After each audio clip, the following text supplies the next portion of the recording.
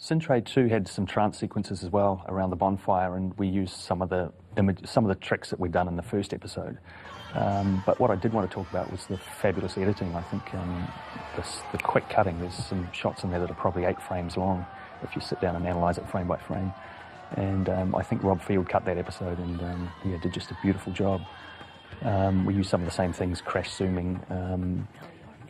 In that episode he also did lots of transitional sequences where he did dissolves, which were dissolves can be a kind of a cheap, tacky effect, but the way he used them there, the images perfectly complemented each other. So as one faded out, another one came in the opposing space. And if you work them out carefully and think about them, dissolves can be quite a nice effect. And so that denoted passage of time and some of Lucy's journeys from one world to the other.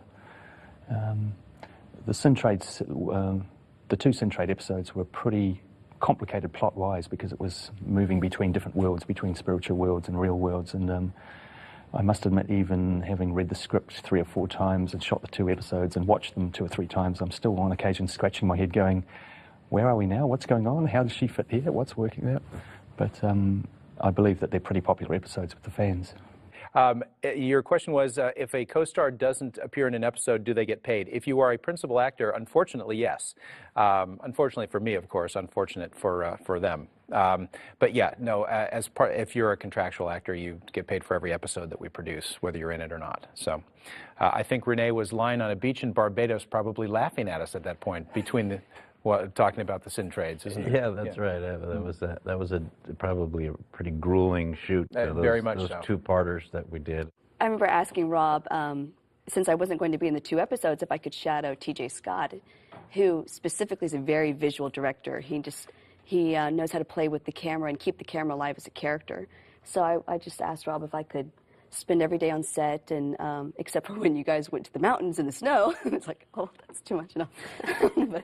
No. But I tried to stay, with the crew as much as possible and just see what was going on, that you don't typically see when you're working as an actor. And I did learn a lot. I mean, TJ was quite generous, and once he got used to his little puppet, or shadow puppet, get him coffee, But no, his shadow next to him, then he started just telling me all about the different lenses, and I learned how you can manipulate performance and create power around characters.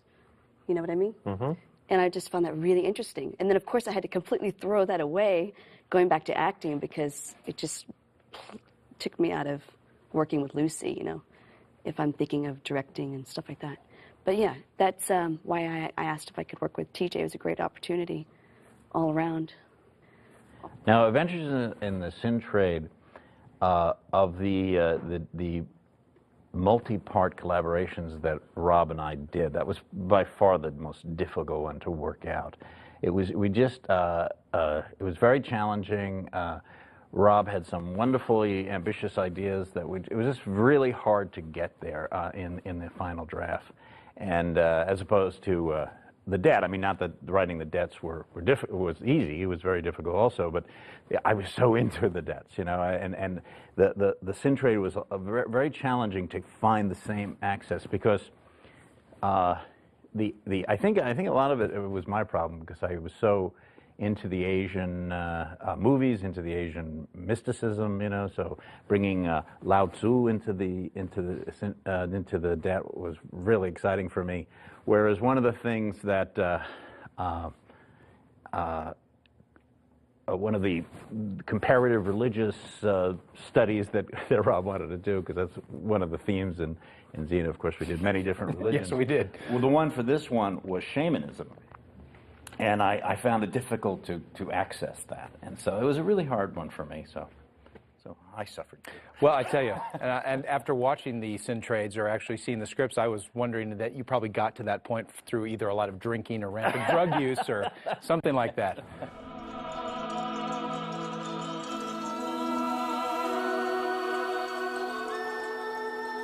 Gabrielle,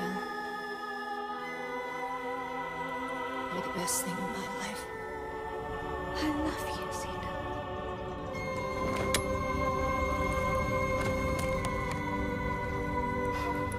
I don't know if Xena would have stayed in the land of the dead, trapped I think she would.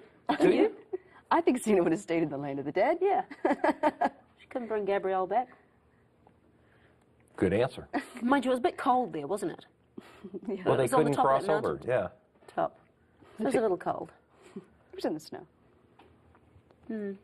Maybe she would have just left. Back without her to Egypt. No, I think Xena would stay if she couldn't bring her back. One of the things that I think is really fun about the Sin-Trade episodes is that they jump back and forth all over the map, but you still, I think it's still very clear where you are, and it's a very, very complex story that we tell.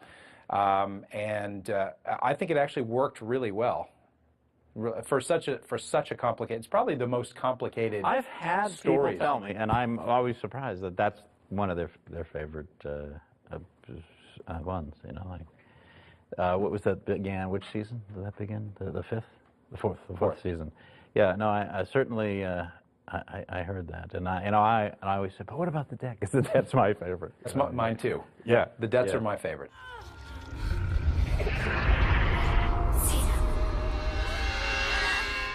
Xena. I worked hard studying to be the head of a spider. I did. Arachnophobia, no, not anymore. No, I don't know. I don't remember. I remember working in front of a blue screen, and then TJ said I was going to be the head of a spider, but I had no idea really what that was going to look like. That was one of the all-time worst effects. We've been sitting here prior to this thinking about what were the absolute worst episodes and worst things, but that was one of the all-time worst effects. There you go. There's a really interesting sequence which is a power play between Ulti and Cyan where they kind of have a psychic fight where they just use their mental energies. And TJ had a great idea that we used, which was just to start wider and the shots pushing in towards them, but lots of cutting and the shots getting closer and closer and closer until we end up on ECUs like this, and even I think we end up on eyeballs really, and it just draws you in and draws you in and draws you in, and then when it reaches the climax point, you kind of back off again suddenly, and so that was really effective. It was fun to shoot there.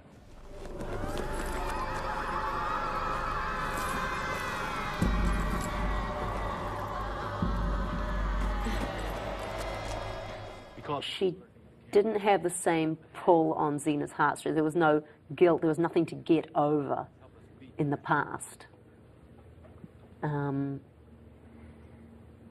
I can't speak for the audience, but that would certainly make her less.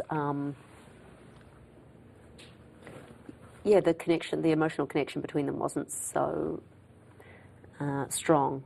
The scenes with Hudson were always really interesting to play because those characters had that dynamic. You know, there's a lot of friction, as Renee said the other day, and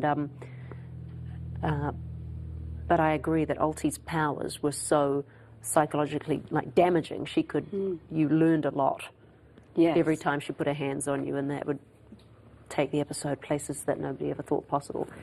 And I think that was just a great device for, traveling through different dimensions. I think that was a very cool thing to bring to the show. Good idea. How many times can you have the bad guy? You burned my village and I'm coming to get you. Callisto was the perfect embodiment of the person who was wronged by Xena and coming back to get vengeance, but you can only play that type of a villain once. And she was the perfect embodiment of that.